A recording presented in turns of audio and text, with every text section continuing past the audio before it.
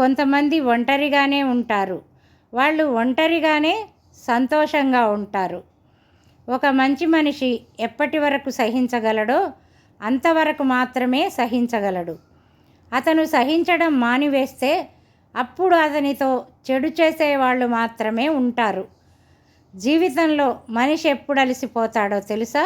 తనని అర్థం చేసుకునేవారు, తనకి తోడుగా ఉండేవారు లేనప్పుడు మాత్రమే. ఎవరైతే మీకు తోడుగా ఉంటారో వారు ఎట్టి పరిస్థితిలో మిమ్మల్ని వదిలి వెళ్ళరు. వాళ్ళు వంకలు చెప్పరు. ఎవరికి వెళ్ళాలని తొందరగా ఉంటుందో వాళ్ళని వెళ్ళనివ్వండి. వెళ్ళేవాళ్ళు మీరు ఆపినా ఆగరు. అటువంటి సమయంలో మీరు ఒంటరిగా ఉంటే ఒక్కటి మాత్రం అనుకోండి, నేను ఒంటరిగానే బాగున్నాను, ఒక్కడిని చాలు అని.